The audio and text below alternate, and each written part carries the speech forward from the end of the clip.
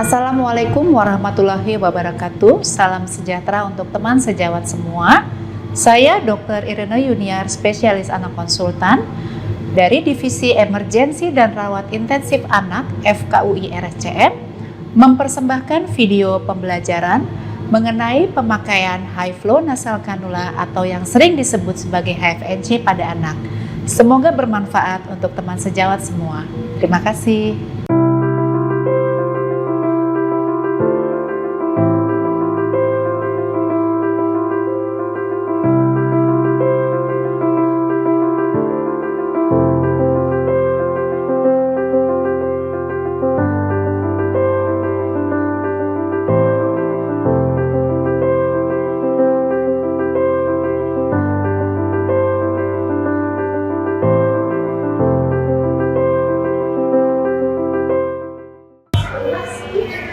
Lapor dok, pasien saya tampak lebih sesak saat ini dengan terapi nasal kanul 2 liter per menit. Bisa tolong dilihat dok? Baik nurse, yuk kita lihat bersama.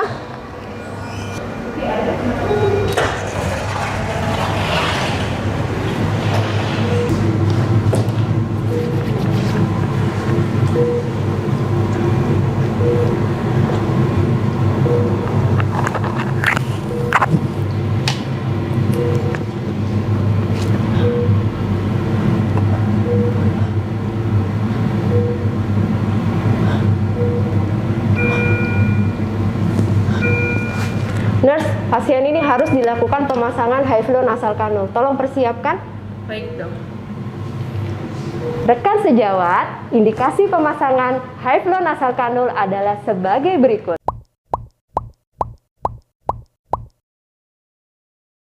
Izinkan saya Nurse Dwi Pamungkas untuk memperkenalkan alat-alat apa saja yang dibutuhkan untuk penggunaan mesin high flow nasal cannula atau yang biasa disebut HFNC.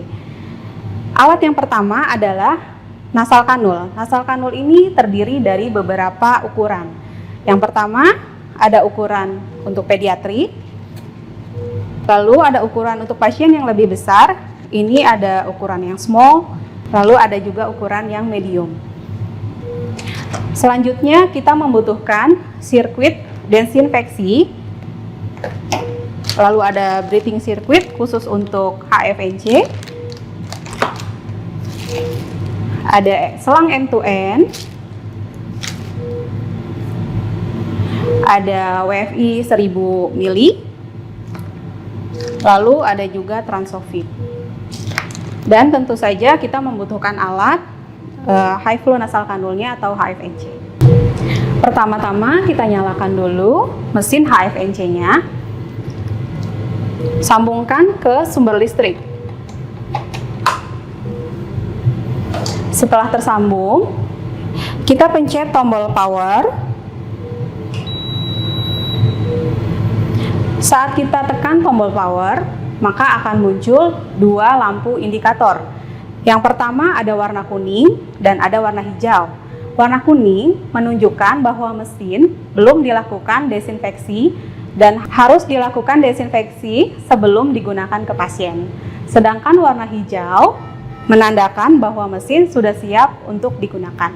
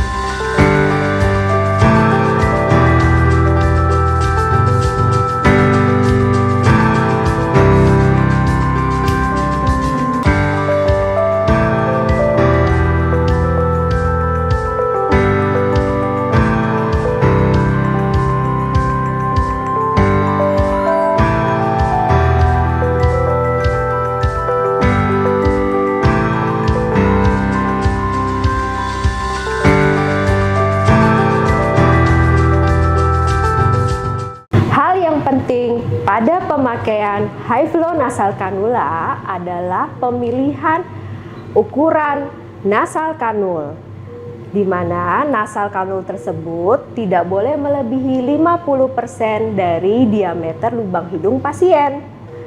Pada umumnya, populasi pediatrik menggunakan nasal kanul pediatrik. Namun demikian, apabila di lapangan kita menemukan lubang hidung yang lebih besar, maka selanjutnya yang menjadi pilihan adalah nasal kanul adult sesuai dengan ukuran lubang hidung pasien.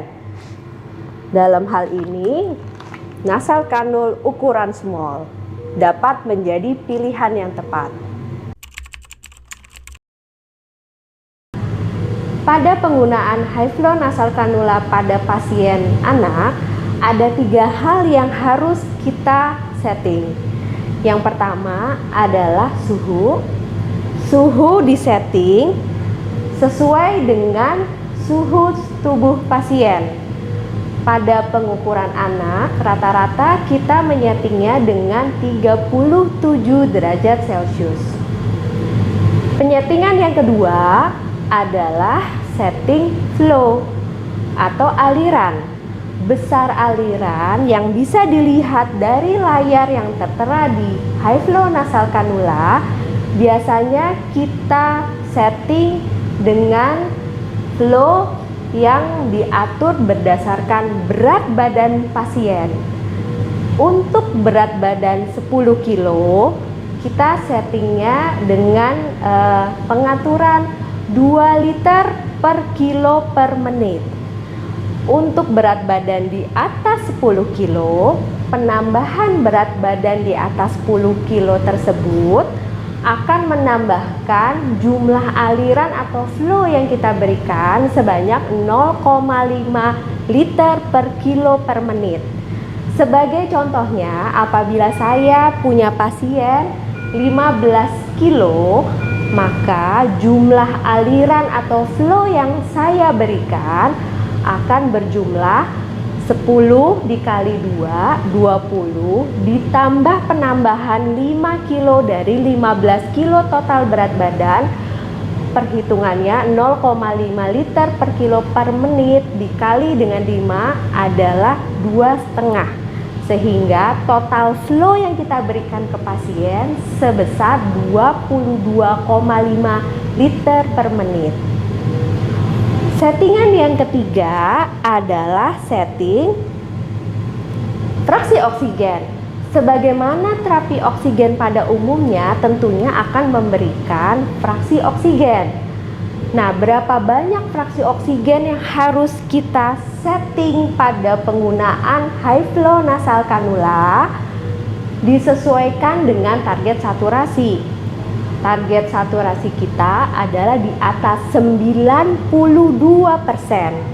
Dengan start awal kita setting FiO2 atau fraksi oksigen adalah sebesar 50%, kemudian dapat kita naikkan atau turunkan sesuai dengan target saturasi tadi, yaitu 92%. Bagaimana cara penyetingannya nanti akan dilihat pada video selanjutnya. Teman sejawat semua, ini adalah alur tata laksana pasien anak dengan high flow nasal cannula. Pertama, bila telah diputuskan untuk penggunaan HFNC, yang mana indikasi penggunaan adalah pasien dengan pneumonia, sepsis, asma, bronkiolitis, pasca ekstubasi, edema paru, dan lain sebagainya. Kita juga bisa menilai dengan menggunakan ROX index inisial. Bila ditemukan ROX index lebih dari 5,35, maka diperkirakan pasien ini memang layak menggunakan high flow nasal cannula. Setting awal yang diberikan adalah ada 3 hal yang harus kita tentukan. Yang pertama adalah suhu, pertahankan sekitar 32 sampai 37 derajat Celcius. Yang kedua adalah pengaturan FiO2, sekitar 0,4 sampai 0,6. Biasanya dimulai dari 40% dan dapat dititrasi hingga 60% dengan target saturasi pasien 92-97%. Ketiga, yaitu pengaturan flow, di mana dapat dihitung 2 liter per kilogram berat badan untuk 10 kilogram pertama, ditambah 0,5 liter per kilogram berat badan setelahnya. Sesudah kita lakukan pemasangan HFNC, pasien harus kita monitoring dalam 1 jam pertama. Yang harus dipantau adalah tanda vital, yaitu heart rate, respiratory rate, tekanan darah, suhu, dan saturasi pasien. Yang kedua adalah work of breathing. Apakah terdapat peningkatan atau perbaikan work of breathing. Yang ketiga adalah kesadaran pasien. Bila mana pasien kita mengalami perburukan secara klinis, kita dapat juga menambahkan perhitungan ROX Index di menit 60 ini. Bila didapatkan perhitungan ROX Index kurang dari 5,52, maka pasien kita sebut sebagai gagal HFNC dan sesegera mungkin pasien dilakukan intubasi.